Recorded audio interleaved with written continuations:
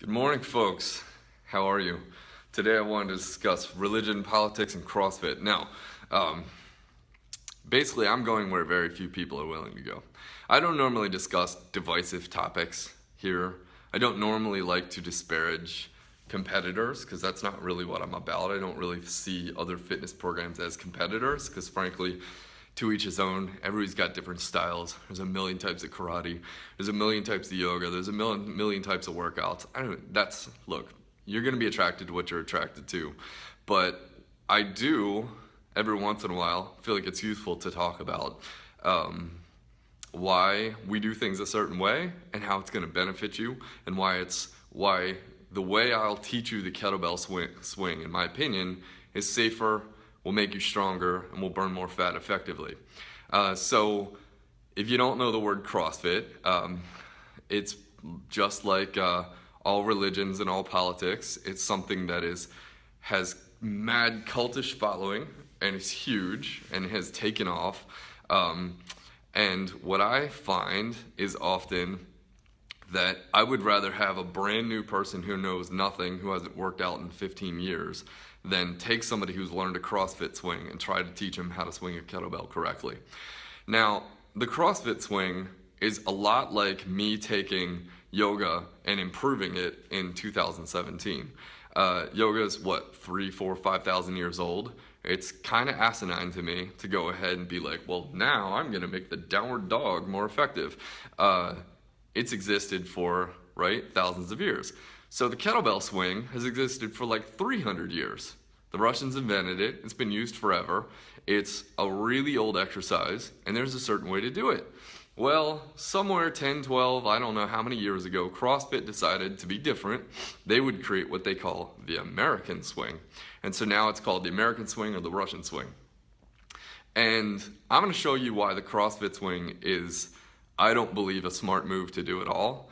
Why 90% of the people who come into my gym who learn CrossFit don't swing. Not only do they not do it the Russian way, but they don't swing it in a safe way.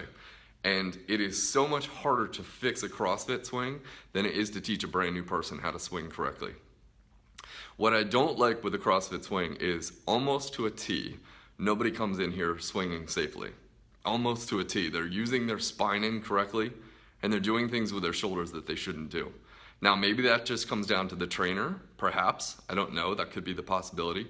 But I would say it comes down to more that is a flawed type of swing.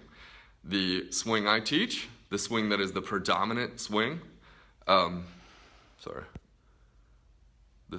swing I see, there's weird pop-ups. The swing I see that's the predominant, the way I teach it is what's called a hip hinge or a deadlift. That's the way the kettlebell swing was supposed to be created. So I'm going to step back. I'm going to talk to you about the differences between the CrossFit swing and the, sorry to say it, but the correct swing, right? Now, CrossFit decided they were going to go ahead and improve the kettlebell swing by making it what they call a full range of motion. So they claim the kettlebell swing, the way we do it, just so you see the difference, that's the kettlebell swing, right? Chest to the floor and snap aggressively. The CrossFit swing, the way they improved it, was they really turned it into a squat and a full, what they call a full range of motion. So you'll see them, they'll squat down to the floor and then they'll raise the hands up overhead, right? So there's a couple problems with this. Number one, when you take the kettlebell swing, which is a hip hinge, it's supposed to be a deadlift, right? It engages the hamstring and your butt. There's very few moves in exercise that engage the hamstrings and the butt like a kettlebell swing or a deadlift. There are a ton of squats, lunges, and jumps, right? We squat, we lunge, we jump, right? There's a ton of ways to work our quads and our butt, but there are very few ways to work the hip hinge, which works the hamstrings, the butt, the back, all of that, right? You gotta do squat motions and hip hinge motions. And way too many exercise programs are lacking the hip hinge, right? So that's number one problem with the CrossFit swing. Why in God's name did they take a great hip hinge, right? A great posterior chain exercise, which if you know what that means, that basically means all the muscles from your Achilles up to the back of your neck, right? Posterior chain, all these guys, and turn it into one more squat. It doesn't make any sense. Even worse than that is when I see CrossFit people who come into here, they can't control the spine. They don't control the spine and they cave, right? Now, is that training or is that the move? I think it's a mixture of both. I know there's some insanely good CrossFit trainers out there who are more technical and could make you a Division I athlete, which is not my gift in the world, not my passion, not my gift. I can take regular, normal folks in their 30s to 70s and get them really fit when they're scared and trepidations. That's my mission, is to work with people and get people to demystify strength and fitness. But I want you to stay away from the CrossFit swing and learn what is going to benefit you more, and I can teach you easier. So number one is, why did they make it a squat? Number two is, it's not a full range of motion to go to here that's necessary.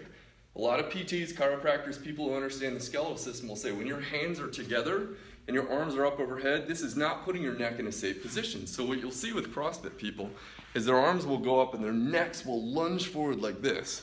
Bad news. And in fact, I correct that a lot in the kettlebell swing in general. I don't want to see necks come way forward, right? You don't need cell phone neck when you're doing kettlebells. So when you do the CrossFit swing and your arms go all the way up, it tends to put the neck in a jeopardized position, right? It's very hard to keep this here, keep it back, keep it in the right position. And what I see, as I said, 90% of the people who come in here doing CrossFit swings, not only are they doing it like a squat, which is not a swing, but they're doing dangerous things in their spine, right?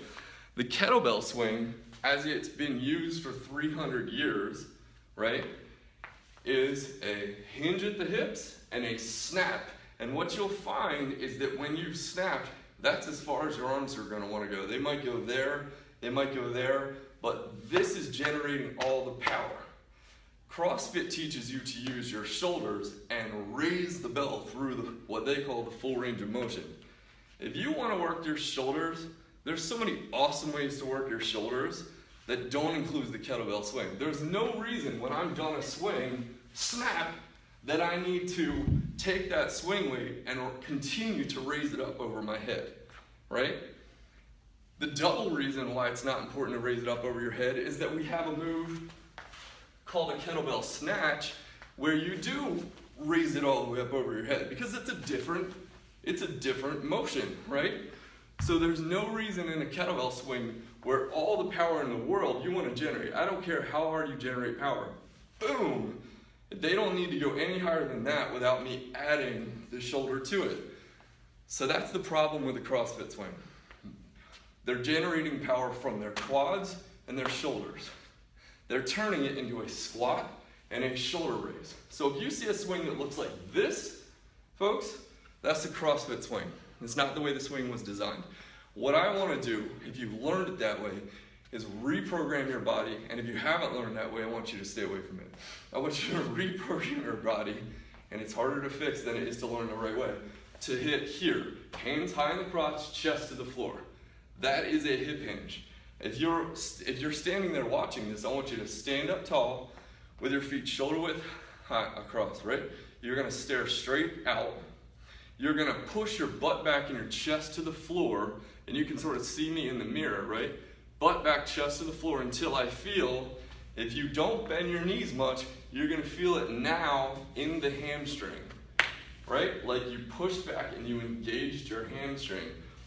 The cool piece about this, being somebody who suffered back pain, massive back problems for half of my life, wrestling injury, water skiing injury, back problem, kettlebells fixed my back problem because I got a stronger core and a stronger butt and hamstring, right?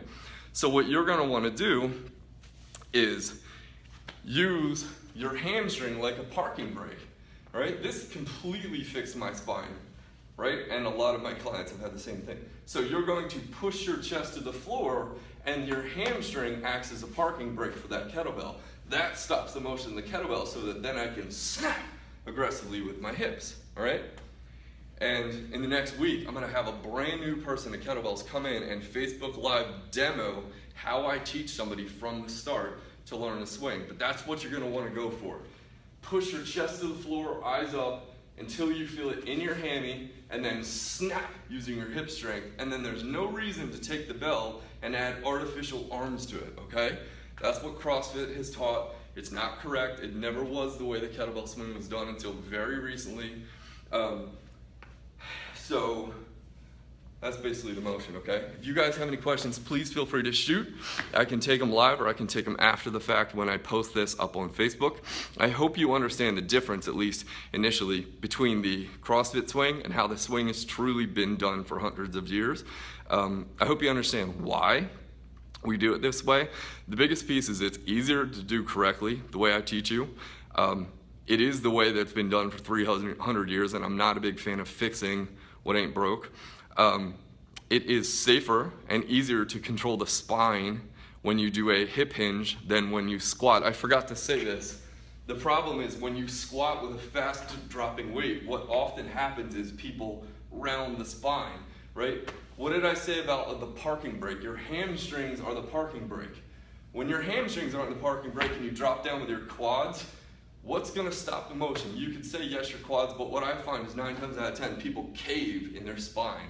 And that's what I see, is just this ugly lack of control of the spine.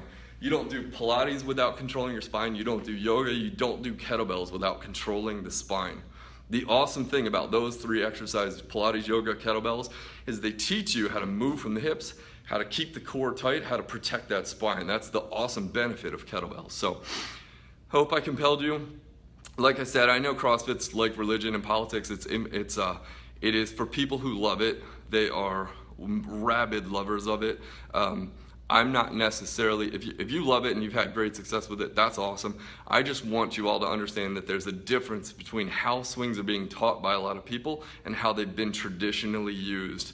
I want you to understand the difference so you can make a good choice for your body. And just to wrap that up, basically, I've taken what my clientele is mostly a clientele of people who are new to fitness or who are stuck in a rut with fitness. A lot of my clients are decades out of the gym, and the cool thing about the way I teach the swing is even if it looks technical, I'm able to take people who are, let's say, 55 years old and haven't worked out in 10 years, 15 years, and are scared of exercise, and in 10 minutes doing a serviceable, safe-looking kettlebell swing, and within a month, burning body fat and having a really strong swing to where almost every beginner, even up into her 60s, is swinging a 35-pound kettlebell within a month, okay? So hopefully that was useful for you. Please feel free to shoot any questions you have about those 2 types of swings. If you wanna curse my name and say CrossFit's the bomb, you're welcome to do that. I totally understand. Everybody's passionate about what they love and what they believe. I'm totally cool with that. I just want you to know there's 2 different ways to swing, and one of them's been used a long, long time. And hopefully that's useful, all right? So like I said, I'm looking for somebody locally who's willing to get on camera with me, just like this, and do a little quick live demo of the kettlebell swing. I want somebody who has never used kettlebells before. Even cooler if you're kind of out of shape and haven't worked out in a long time, because that's who I really love to work with. I want to demystify exercise for you guys so that you feel safe getting up and picking up some weights and lifting correctly. I want to take the, text messages. I want to take the mystery and the fear out of fitness for all of you at home. That is really my passion and my goal in life. There is a lot of programs out there helping young kids become Division I athletes and 22-year-olds become ripped 5% body fit and body weight athletes. That's not my passion. My passion is real men and women, people with kids, jobs, partner, like busy life, and who often are scared, trepidatious, don't feel like they have time. That's who I love to work with. So if I can help you, break through those walls, demystify it, make it safe, make it feel safe, good for you, make it feel like something you can build into your life, that is absolutely my mission in running this program for you guys. So hopefully these tips help feed that, help inspire you if you're sitting on the sidelines and fitness and nutrition aren't part of your life. Hopefully you're at least using my inspiration as something to get you moving forward, okay? So thanks so much. I'm gonna stop saying the word hopefully, blah, blah, blah. So thanks so much. And again, if you are local in Maryland and you love to be the one person who gets a free personal training session where I will teach you the kettlebell swing on Facebook Live, and then we'll do like 30 more minutes of kettlebell stuff, all free, as a thanks to you for being willing to do that. I really want to nail a Facebook Live video of somebody where I teach them the kettlebell swing from the ground up. All right? Thanks so much. If you have any questions or comments after the fact, please feel free to post them. Abby and I do our best job to answer them at any point. Love to be helpful. And maybe your question will turn into a new video, because I'm always looking for ways to give tips that you guys are really looking to be answered, okay? I know you all have questions. How do I do this? What do I do that? And that's what Facebook Live is for me, is a chance to get out here and be a teacher and help you guys learn the way. All right? Thanks so much. Take care.